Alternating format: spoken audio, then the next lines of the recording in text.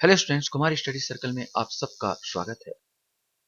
CG civil जज की परीक्षा के देखते हुए मैं यहाँ पर जो आपका माइनर एक्ट है, माइनर एक्ट को उठाया हूँ, जिसमें आपका करीब करीब 100 क्वेश्चंस का लाने की कोशिश किया हूँ ताकि आपकी तैयारी अच्छी हो जाए। तो छत्तीसगढ़ आबकारी अधिनियम 1915 संबंधित वस्तुनिष्ठ प्रश्न है। चलिए आप लोग देखते हैं, एक एक क्वेश्चन को देखते हैं और आप लोग भी मेरे बोलने से पहले उत्तर सोचने की कोशिश करेंगे और देने की कोशिश करेंगे। तो पहला जो आपके पास क्वेश्चन आता है, आबकारी अधिनियम 1915 को पारित किए जाने का मूल उद्देश्य मादक मदिरा या मादक औषधि के संबंध में निम्नलिखित में से कौन सा है? आयात निर्यात, परिवहन, विनिर्माण, विक्रय और कब्जे में रखना, उपरोक्त सभी। नो डाउट इसमें आंसर उपरोक्त सभी आएगा।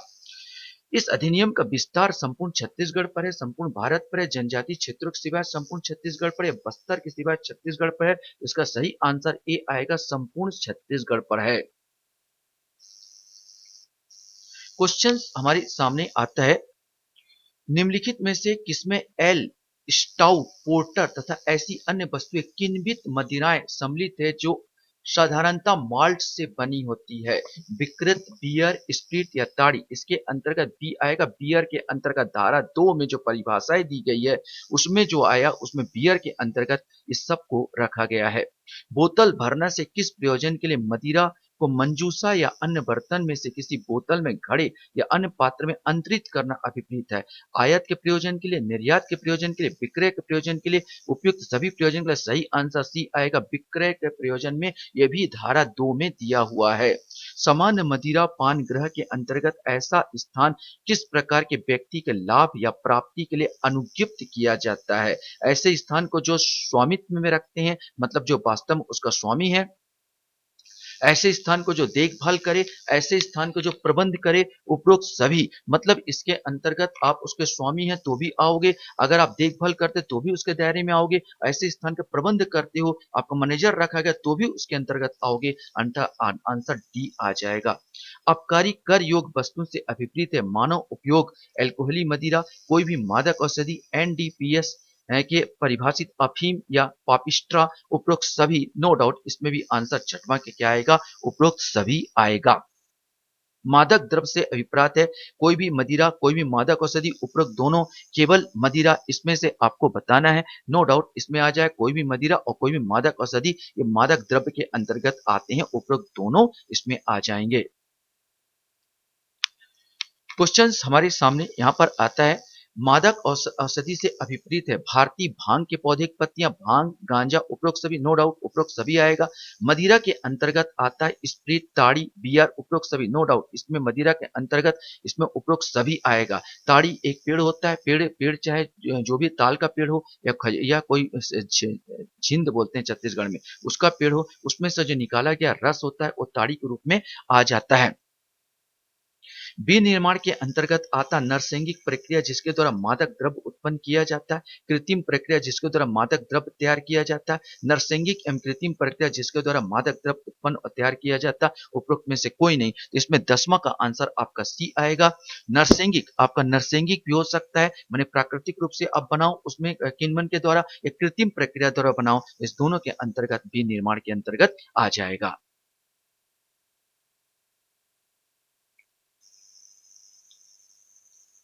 क्वेश्चंस हमारे सामने यहाँ पर आता है, इस अधिनियम के अनुसार स्थान के अंतर्गत आते हैं अहाता, भवन, जलयान या उपरोक्त सभी। नो डाउट इसमें डी आएगा, उपरोक्त सभी आ जाएगा।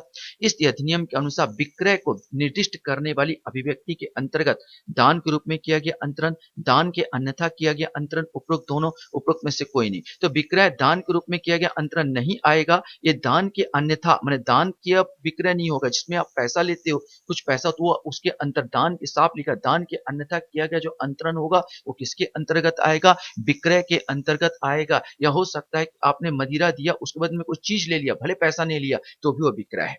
कोई भी एल्कोहल जो आश्वन द्वारा अभिप्राप्त होता है कहलाती मादक द्रव्य, मादक औषधि, स्प्रिट या बियर। ये आपसे क्वेश्चन पूछा गया। 13 का आंसर सी आएगा, स्प्रिट कहलाती है। माने आश्वन, आश्वन विधि तो आप जानते हो कि किसी चीज को गर्म करने के बाद वो जिसमें भाप निकलता है, भाप को ठंडा करने के बाद वो जमा करते हैं, उसको आश्वन विधि कहते हैं। तो आश्वन विधि जो आता है स्प्रिट इसके अंतर्गत आएगा।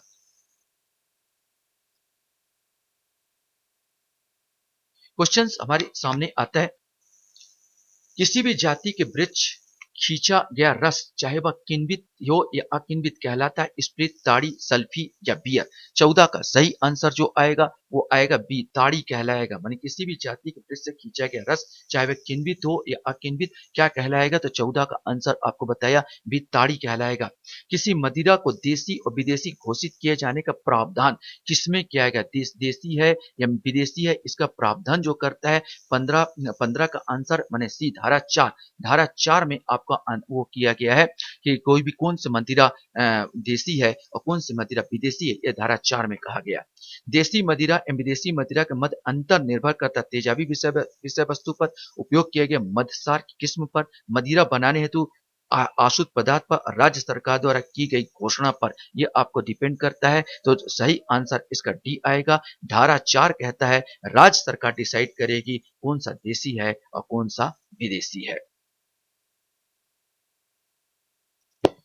क्वेश्चन हमारे सामने यहाँ पर आता है किस शराब को विदेशी शराब कहा जाएगा, केवल तभी जबकि उसका निर्माण विदेश में हुआ हो, जबकि उसका निर्माण भारत में हुआ हो, एवं रंग एवं स्वाद विदेशी शराब से मिलती हो, जबकि वह बियर हो, जबकि वह स्प्रिट हो। यहाँ पर आपका जो सही आंसर आएगा ये बी आ जाएगा। जबकि उसका निर्माण अगर भारत में हुआ हो और नकली मतलब बोला जाए तो विदेशी शराब से मिलती जुलती हो तो भी हम कहेंगे वो विदेशी शराब है।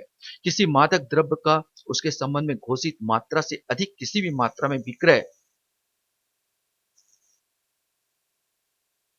समझा जाएगा। माने मादक जो हमने घोषणा किया है उससे अधिक का विक्रय आप करते हो तो क्या कहलाएगा, फुटका विक्रय, थोक विक्रय, उपरोक्त दोनों, अवैध भंडार। सही आंसर आएगा थोक विक्रय। मैंने कहा भाई 5 किलो से ज्यादा आप, तो राज्य सरकार ने घोषणा कर दिया कि 5 लीटर से ज्यादा विक्रय थोक आएगा। अगर घोषणा है तो 5 लीटर से आप ज्यादा करते हो तो थोक विक्रय। उदाहरण के रूप में आपने बताया। मैं आबकारी अधिकारी निम्न में से कौन हो सकता है, कलेक्टर, ऐसा कोई अधिकारी जो धारा 7 के अंतर्गत नियुक्त किया हो, राजस्व अधिकारी, उपरोक्त ए और बी दोनों, इसमें से आपको बताना है। तो सही आंसर डी आएगा, उपरोक्त ए एवं बी दोनों, अर्थात कलेक्टर भी हो सकता है ऐसा कोई अधिकारी जो धारा 7 के अंतर्गत नियुक्त हुआ हो, वो भी आएगा किसके अंतर्गत, आबकारी अधिकारी के अंतर्गत धारा 2 में दिया हुआ है। आबकारी आयुक्त नियुक्त कौन करता है, राज्य सरकार, केंद्र सरकार, राज्यपाल और विधानसभा। इसमें से आपको बताना नो डाउट राज्य सरकार नियुक्त करेगा। किस धारा के अंतर्गत उड़न दस्तों की स्थापना का प्रावधान है, धारा 7, धारा 7 का, धारा 9 या धारा 9 का। इसमें से आपको बताना है। सही आंसर भी आएगा धारा 7 का।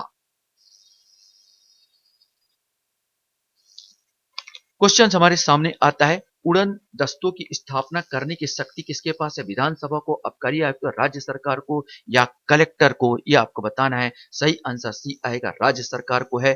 किस मामले में अन्वेषण करने के लिए उड़न दस्तों की स्थापना की जाती है, अन्वेषण एक प्रकार का खोज, एक प्रकार का रिसर्च, जो भी हो जाएगा। यहाँ पर जो दारू पकड़ने के लिए ये जो भेजते हैं वो अन्वेषण होगा। आबकारी राजस्व अभिकथित किसी मामले में, आबकारी राजस्व संदिग्ध अपवचन में किसी मामले में, इस अधिनियम को बंद के अभिकथित या संदिग्ध उल्लंघन किसी मामले में, या उपरोक्त सही। तो सही आंसर जो आएगा वो डी आएगा, उपरोक्त सभी इसके अंतर्गत आ जाएंगे।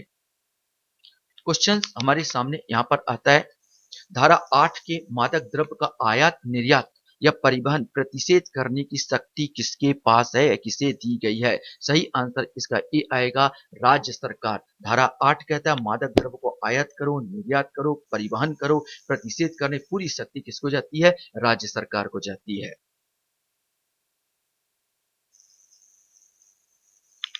क्वेश्चन हमारे सामने यहाँ पर आता है राज्य सरकार आयात, निर्यात या परिवहन पर निर्बंधन किस धारा के तहत लगा सकती है। ये क्वेश्चंस आपसे पूछा गया है। सही आंसर इसका भी आएगा, धारा 9 के तहत कर सकती है। अधिनियम की धारा 10 में क्या प्रावधान किया गया है, ये क्वेश्चंस आपसे पूछा गया है। तो सही आंसर इसका सी आएगा, आयात, निर्यात या परिवहन के लिए पास की आवश्यकता। माने आपको पास दिया जाता है कि आयात, निर्यात और परिवहन, ये धारा 10 में कहा गया आयात, निर्यात और परिवहन के लिए पास की आवश्यकता पर। आयात, निर्यात या परिवहन के लिए पास किस धारा के तहत प्रदान किया जाता है। अब प्रदान करने की बात आ जाएगी तो इसमें सी आ जाएगा, धारा 11 में प्रदान करने की बात किया जा रहा है। और प्रावधान है 10 में, यहाँ पर आयात निर्यात को प्रदान करने की बात किया तो धारा 11 आएंगे।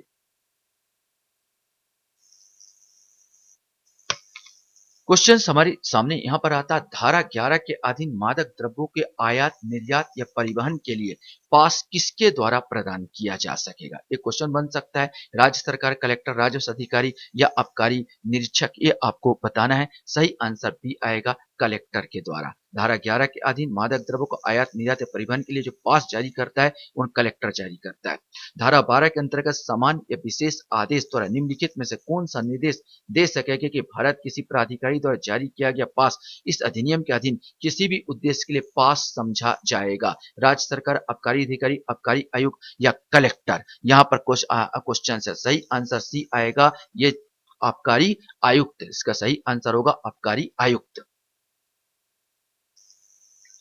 क्वेश्चंस हमारे सामने आएगा, विनिर्माण, कब्जा और विक्रय संबंधी प्रावधान किस अध्याय में है? अध्याय 2, अध्याय 3, अध्याय 4 या अध्याय 5 में? सही आंसर सी आएगा, अध्याय 4 में है। मादक द्रव्यों के विनिर्माण इत्यादि के लिए अपेक्षित अनुज्ञप्ति, अनुज्ञप्ति माने होता है लाइसेंस, का प्रावधान किस धारा में है? माने लाइसेंस जो देने का प्रावधान इसमें मादक द्रव्यों के लिए किस धारा में? एक क्वेश्चन आपसे पूछा गया है। तो सही आंसर इसका जो आएगा बी, अर्थात धारा 13 में। याद रखेंगे, धारा 13 में जो है ये लाइसेंस देने का ये प्रावधान किया गया है। घरेलू उपयोग के लिए मदिरा के विनिर्माण करने किसी विनिर्दिष्ट क्षेत्र को छूट देने की शक्ति किसके पास है? राज्य सरकार, कलेक्टर, आबकारी आयुक्त या उपयुक्त सभी? इसमें से आपको बताना है। नो डाउट राज्य सरकार के पास ही होगी। जैसे हमारे यहाँ पर अगर बस्तर क्षेत्र हो या आदिवासी इलाका हो, तो वहाँ पर घर में निर्माण करने के उनकी संस्कृति है मदिरा, तो राज्य सरकार दे सकती है छूट कि भाई आप घर में निर्माण कर सकते हो। धारा केवल पीने के लिए, विक्रय के लिए नहीं। धारा 14 के तहत आश्वनियों तथा भंडारगाहों की स्थापना या उनकी अनुज्ञापन की शक्ति किसके पास है? आश्वनियों माने बोला जाता है एल्कोहल बनाना, आश्वासन प्रक्रिया के द्वारा एल्कोहल बनाना और उसका भंडारण करना, इसका जो लाइसेंस कौन देगा? ये धारा 14 के अनुसार ये आपसे क्वेश्चन पूछा गया है। तो 33 का सही आंसर भी आएगा, यह है आबकारी आयुक्त। इसका लाइसेंस कौन देगा? आबकारी आयुक्त देगा। क्वेश्चंस हमारे सामने यहाँ पर आता है, निम्नलिखित में से किसके मंजूरी के बिना किसी भी मादक द्रव्य को इस अधिनियम के अधीन स्थापित या अनुज्ञप्त किसी आश्वनी, मद्य निर्माण शाला, भंडार गृह या संग्रहण के अन्य स्थान में तब तक हटाया नहीं जाएगा जब तक अध्याय 5 के अधीन देश शुल्क संस्थन न कर दिया जाए या संस न कर दिया जाए या उसके संदाय के लिए एक बंध पत्र निष्पादित न कर दिया जाए? राज्य सरकार, राज्यपाल, विधानसभा या कलेक्टर? या आपसे क्वेश्चन पूछा गया है। सही आंसर आएगा नो डाउट ए, राज्य सरकार। किसी मादक द्रव्य के कब्जे के लिए परिमाण की परिसीमा विहित कौन कर सकेगा? आबकारी आयुक्त, कलेक्टर, राज्य सरकार या उपरोक्त सभी? ये क्वेश्चंस आपका है। नो डाउट इसमें 35 का सी आंसर आएगा, राज्य सरकार का ही ये अधिकार है धारा 16 के तहत। क्वेश्चंस हमारे सामने है, किसी भी मादक द्रव्य के विक्रय, उस निर्मित, प्रदान की गई अनुज्ञप्ति माने लाइसेंस का प्राधिकार और निबंधनों तथा शर्तों के अध्ययन ही किया जाएगा, अन्यथा नहीं। या प्रावधान किस धारा में किया गया है? सही आंसर आएगा सी, धारा 17 में कहा गया है। धारा 18 के अधीन राज्य सरकार किसी भी मदिरा या मादक औषधि का अधिकार किसी भी व्यक्ति को पट्टे पर निम्नलिखित में से किसके लिए दे सकेगी? यहाँ पर क्वेश्चंस आपके सामने है। विनिर्माण करने के लिए, थोक या फुटकर विक्रय करने के लिए, विनिर्माण करने या थोक में प्रदान करने के लिए, उपरोक्त सभी की क्वेश्चंस पूछा जाएगा। नो डाउट उपरोक्त सभी। अगर भाई आपको लाइसेंस दे रहा है तो पीने के लिए लाइसेंस थोड़ी होता है यार। जो भी होगा तो विक्रय विक्रय विनिर्माण करने के लिए, थोक या फुटकर विक्रय करने के लिए, विनिर्माण और थोक प्रदान करने के लिए सभी आ जाएगा। तो 37 का आंसर डी आएगा। धारा 18 के तहत राज्य सरकार मदिरा या मादक औषधि का विनिर्माण इत्यादि के अधिकार के पट्टे का अनुदान किसी भी व्यक्ति किसी कालावधि के लिए दे सकता है। माने कितने वर्ष के लिए और कितने उसके लिए दिया दे सकता है, ये क्वेश्चंस आपसे क्वेश्चन पूछा गया है। तो इसका सही आंसर आएगा डी, जैसा उचित समझे उस कालावधि के लिए राज्य सरकार वो घोषित कर सकती है। ये राज्य सरकार पर डिपेंड करेगा। क्वेश्चंस हमारे सामने यहाँ पर आता है धारा 18(1) के अंतर्गत राज्य सरकार निर्माण, विक्रय आदि का एकाधिकार किसे प्रदान कर सकता है? यह यहाँ पर क्वेश्चन पूछा गया। बेवरेजेस कॉर्पोरेशन लिमिटेड वास्तव में इसी को वो करता है। बेवरेजेस कॉर्पोरेशन लिमिटेड जो राज्य सरकार में मदिरा बनाया जाता है, जिसमें लाइसेंस प्राप्त होता है, उनको दे सकता है। जहाँ धारा 18 का अधीन ताड़ी के विनिर्माण के अधिकार का पट्टा दिया गया है, वहां राज्य सरकार यह घोषित कर सकती कि पट्टेदार की ताड़ी निकालने के लिखित अनुज्ञा का वही बल और प्रभाव होगा जो उस प्रयोजन के लिए उसकी अनुज्ञप्ति का होता है, माने लाइसेंस का होता है। राज्य सरकार की, कलेक्टर की, आबकारी आयुक्त की, आबकारी अधिकारी की। यहाँ पर क्वेश्चन आपका आता है, सही आंसर ए आएगा राज्य सरकार की। राज्य सरकार का जो लाइसेंस देता है उसी के अनुसार ताड़ी बनाने का भी इनको मिल जाएगा। क्वेश्चन हमारे सामने आता है कि सैनिक छावनियों में मदिरा का विनिर्माण और विक्रय के लिए कोई भी अनुज्ञप्ति माने लाइसेंस किसकी सहमति दी जाएगी? राज्य सरकार, केंद्र सरकार, कमान अधिकारी। नो डाउट इसमें सी आंसर ही आ जाएगा। वहां का कमान, जो सैनिक अधिकारी की जो कमान अधिकारी है, वो देगा लाइसेंस, अनुज्ञप्ति की आज्ञा, सहमति। क्वेश्चन हमारे सामने यहाँ पर आता है, धारा 21 के तहत मादक द्रव्य अनुज्ञप्ति लाइसेंसधारी किसकी अध्यपेक्षा पर मादक द्रव्य का माप तोल या परीक्षण करता है?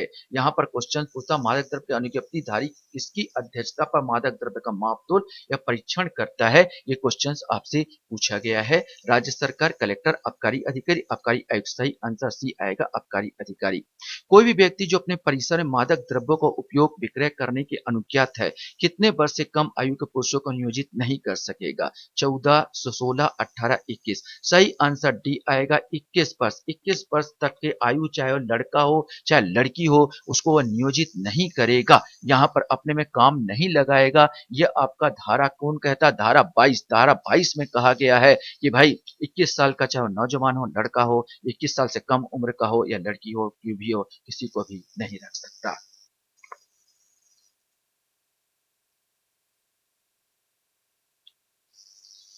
क्वेश्चन हमारे सामने यहाँ पर आता है, धारा 23 के तहत कितने वर्ष से कम आयु के व्यक्ति को मदिरा या मादक औषधि के विक्रय का प्रतिषेध है? रख भी नहीं सकता, नो डाउट यहाँ पर भी आ जाएगी। 21 वर्ष से ना लड़का है या लड़की को विक्रय भी नहीं कर सकता। यहाँ पर मदिरा के संबंधित विज्ञापनों पर प्रतिबंध का प्रावधान किस धारा के तहत लगाया गया कि मदिरा संबंधित विज्ञापनों पर प्रतिबंध नहीं किया जा सकता? तो बी में आएगा, धारा 23A में मदिरा का विज्ञापन पर प्रतिबंध लगाता है। लोक शांति के लिए दुकानों को बंद किए जाने का प्रावधान किस धारा में है? यहाँ पर आपको बताना है कि किस धारा में लोक शांति के लिए इसको बंद करने का प्रावधान किया गया है। तो आंसर आपका सी आएगा, अर्थात धारा 24। धारा 24 के तहत लोक शांति के लिए दुकानें को बंद किया जा सकता है।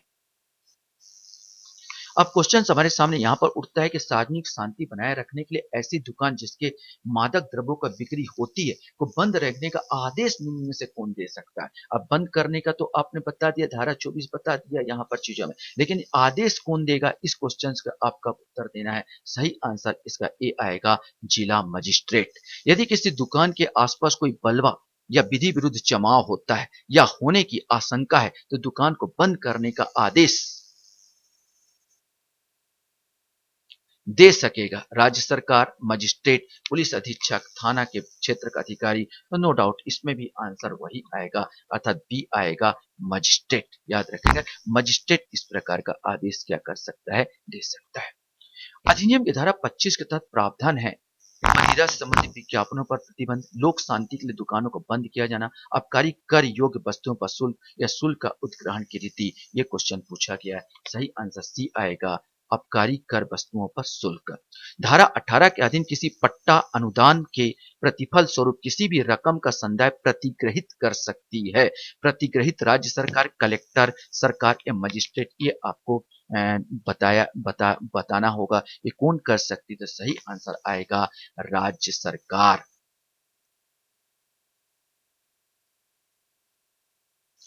क्वेश्चन हमारे सामने यहाँ पर आता है, संविधान के प्रारंभ होने पर उद्ग्रहित किए जाने वाले शुल्कों के लिए व्यावृत्ति का उपबंध क्या है? क्या इसमें बताना है आपको? 51 का आपको बताना है। सही आंसर इसमें डी आएगा, धारा 28 का में। धारा 29 के तहत अनुज्ञप्तिधारी की प्रतिभूति लेने की शक्ति शक्ति किसमें है। माने अनुज्ञप्तिधारी जो लाइसेंस धारी है उसमें से भाई प्रतिभूति मतलब यही होता है ना भाई, कुछ रख दो जमानत राशि, प्रतिभूति मतलब जमानत राशि। राज्य सरकार, कलेक्टर, अनुज्ञप्ति मंजूर करने वाले कोई भी अधिकारी या आबकारी आयुक्त को, इसमें से आपको बताना है। सही आंसर सी आएगा। अनुज्ञप्ति जो जो लाइसेंस मंजूर किया है उसी को अधिकार है कि प्रतिभूति ले सकता है वो। क्वेश्चन हमारे सामने आता है, धारा 30 के तहत कौन सा तकनीकी त्रुटि अनियमितता का लोप है, इस बारे में किसका विनिश्चय अंतिम होगा। माने कोई धारा 30 के अंतर्गत भाई तकनीकी त्रुटि है, अनियमितता है, कुछ चीज का लोप है जिसके तहत आपका निरस्त किया जाता है या लाइसेंस निरस्त किया जाता है, इसका जो अंतिम निश्चय कौन लेगा, ऐसे चीज के बारे में यहाँ पर पूछा गया है। सही आंसर इसमें बी आएगा, आबकारी आयुक्त लेता है।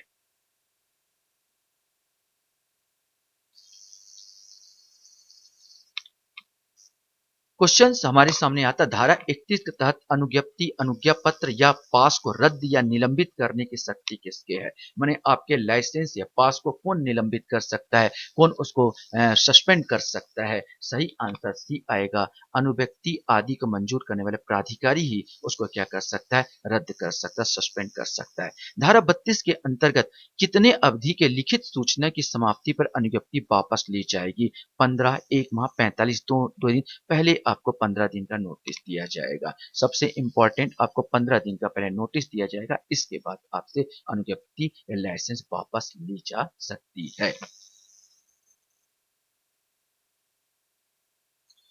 क्वेश्चन हमारे सामने यहाँ पर आता, धारा 33 के तहत इस अधिनियम के अधीन मादक द्रव्य का विक्रय करने के लिए मंजूर की गई अनुज्ञप्ति अभ्यर्पण 1 माह के लिखित सूचना पर किसके समक्ष करना होगा। ये क्वेश्चंस आपके सामने हैं। सही आंसर इसमें सी आएगा, कलेक्टर के समक्ष।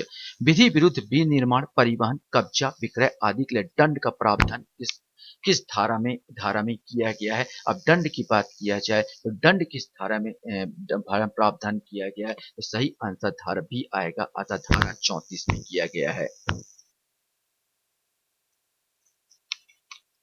क्वेश्चन हमारे सामने आता है, निम्न में से कौन सा कृत्य या धारा 34 के अंतर्गत दंडनीय है। यहाँ पर आपको बताना है कौन सा कृत्य यहाँ पर दंडनीय आएगा।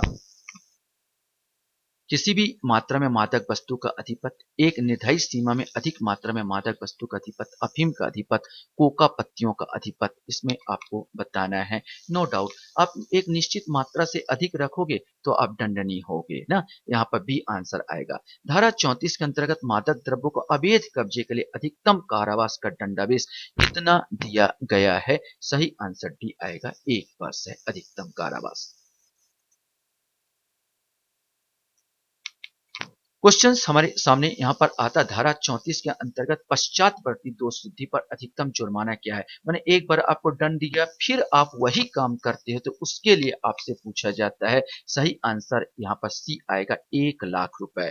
किसी विकृत स्प्रिट या विकृत स्प्रिट युक्त निर्मित को परिवर्तित करने या परिवर्तित करने का प्रयत्न करने के लिए दंड का प्रावधान किस धारा में दिया गया है। सही आंसर सी आएगा, धारा 35 में इस प्रकार का दंड का प्रावधान किया गया है।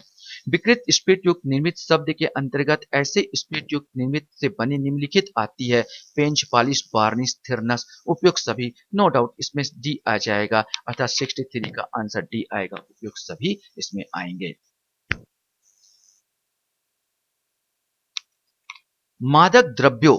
मादक द्रव्यों को अवैध कब्जे के लिए दंड का प्रावधान किसमें दिया गया है, तो सी आ जाएगा, धारा 36 में दिया गया है। कोई व्यक्ति किसी मादक द्रव्य का विधिपूर्ण प्राधिकार के बिना किसी भी मात्रा में अपने कब्जे में रखेगा वह कारावास से दंडित होगा। सही आंसर इसका बी आएगा, 6 माह के कारावास से दंडित होगा। किसी स्थान को सामान्य मदिरा पान ग्रह के रूप में खोलने, रखने या उपयोग में लाने के लिए किस धारा के अंतर्गत दंडनीय होगा, ये बताया पूछा गया है। सही आंसर सी आएगा, धारा 36 ए के अंतर्गत दंडनीय होगा। क्वेश्चंस हमारे सामने यहाँ पर आता है, किसी सामान्य मदिरा पान गृह में मत पाए जाने के लिए या मदिरा पान करने के प्रयोजन के लिए पाए जाने पर दंड का प्रावधान यहाँ पर किया गया है। तो 67 का आंसर सी, धारा 36 बी में इस प्रकार का दंड का प्रावधान किया गया है। मादक द्रव्य के अनुज्ञप्त विनिर्माता या विक्रेता पर ऐसी वस्तु को कोई अपायकर औषधि या कोई बाह्य संगठक या कोई मादक या रंजक पदार्थ मिश्रित करने के लिए दंड का प्रावधान किया गया है। होता ना, अक्सर आपने देखा होगा मदिरा, जहरीली मदिरा पीने से लोग मर गए, तो उसके लिए दंड का प्रावधान किसमें किया गया, ऐसा कोई अगर करता है तो आपको बताना है। सही आंसर आएगा सी, अर्थात 38 ए में किया गया है।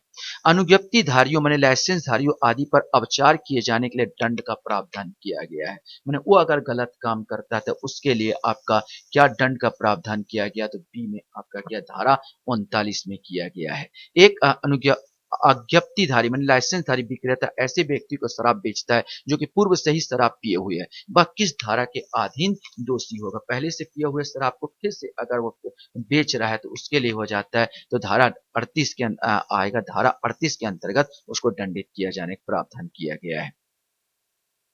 अब आता है केमिस्ट है, ड्रगिस्ट के बारे में बात कर रहा है। केमिस्ट है, ड्रगिस्ट है आदि दुकान का मादक द्रव्य का उपयोग करने का अनुज्ञा दिए जाने पर कारावास का दंडनीय होगा। अगर कोई दवाई दुकान वाला है, वो अगर आज्ञा देता है भाई यहाँ पर पी सकते हो इस प्रकार, तो उसके लिए किस में है, तो भाई आंसर आएगा ए, 1 वर्ष के लिए।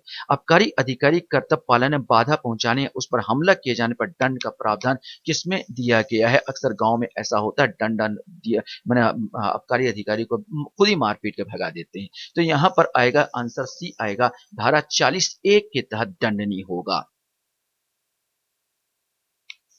क्वेश्चन हमारे सामने आता है, धारा 40(a) के अंतर्गत बाधा पहुंचाने या हमला करने पर दंडनीय होगा। अगर कोई बाधा पहुंचा रहा या हमला कर रहा तो किस हिसाब से दंडनीय होगा, तो सही आंसर इसका बी आएगा, 2 वर्ष तक का कारावास या 2000 रुपए तक का जुर्माना लगा सकता है। कोई व्यक्ति इस अधिनियम के अधीन दंडनीय किसी भी अपराध को करने का प्रयत्न करेगा या उसका दुष्प्रेरण करेगा, किस दंड का दायी होगा?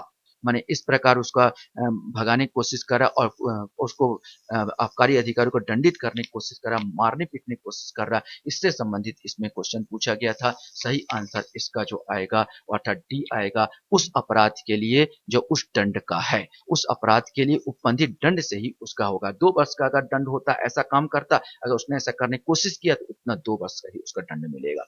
सेवकों के कार्य के लिए अनुज्ञप्ति का अपराध दायित्व संबंधी प्रावधान किस धारा में है?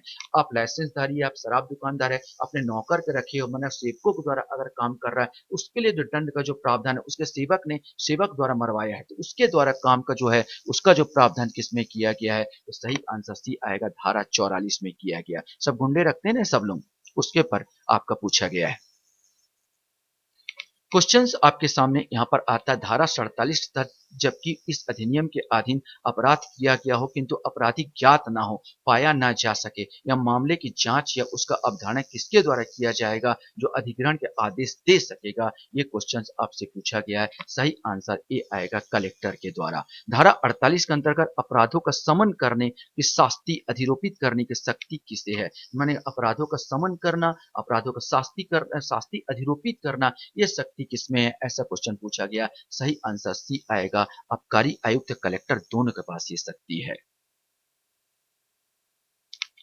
क्वेश्चन हमारे सामने यहाँ पर आता है, एक का एक आबकारी अधिकारी ख एक व्यक्ति को तंग करने के आशय से निरुद्ध रखता है, का किस धारा के अधीन दंडनीय है? मतलब यहाँ पर ऐसा तो नहीं कि आबकारी अधिकारी दंडित वो नहीं कर सकते, मैंने किसी से दुश्मनी निकालना है तो आबकारी अधिकारी उसको दंडित भी कर, किसी व्यक्ति को जबरन फंसा सकता है, तो ऐसे चीजों को लिए यहाँ पर दंडित बनाया गया। इसके आंसर सी आएगा, धारा 49 के तहत। एक व्यक्ति के ऊपर आरोप है कि उसने ऐसी शराब बेची जो मानव उपयोग हेतु अनुपयुक्त पाई गई, उसने निम्न प्रावधानों के अंतर्गत अपराध किया, माने जहरीली शराब उसने बेची है, तो सही आंसर डी आएगा, धारा 49 का के अंतर्गत उसने गलत काम किया है। धारा 50 के अंतर्गत इस अधिनियम को उल्लंघन में कोई मादक द्रव्य विनिर्मित या संग्रहित करने की मांग या भांग की खेती करने व भूधारियों तथा अन्य व्यक्तियों द्वारा इत्तला दी जा सकेगी। माने अगर कोई इस प्रकार खेती करता है तो भूधारियों द्वारा किसको इत्तला दिया जा सकता है, ये पूछा गया। मजिस्ट्रेट को, आबकारी पुलिस को, राजस्व विभाग अधिकारी किसी को भी दे सकता है, तो उपरोक्त सभी आ जाएगा। 80 का आंसर जो आएगा उपरोक्त सभी आएगा। वारंट के बिना गिरफ्तारी करने, अधिहरण के लिए दायी वस्तु का अधिग्रहण करने तथा तलाशी लेने की शक्ति संबंधी प्रावधान किसमें किया गया है? सही आंसर सी, धारा 52 में किया गया है। कि कोई भी व्यक्ति माने पुलिस अधिकारी जो राज्य सरकार विहित करे कि कोई पुलिस अधिकारी बिना वारंट के भी गिरफ्तार कर सकता है, लेकिन ये शर्त है कि भाई राज्य सरकार द्वारा विहित किया जाना चाहिए। ऐसा नहीं कि कोई पुलिस वाला भी हो जाए या हवलदार है वो भी गिरफ्तार कर लिए किसी को या बिना वारंट गिरफ्तार कर ले। राज्य सरकार अगर घोषित करेगी हवलदार तो करेगा, अगर घोषित करेगी भाई सब इंस्पेक्टर होना चाहिए तो सब इंस्पेक्टर ही कर सकेगा। अन्वेषण अधिकारी द्वारा रिपोर्ट किस धारा के तहत प्रस्तुत की जाती है, ये क्वेश्चन पूछा गया। सही आंसर सी आएगा, धारा 56 के तहत प्रस्तुत की जाएगी।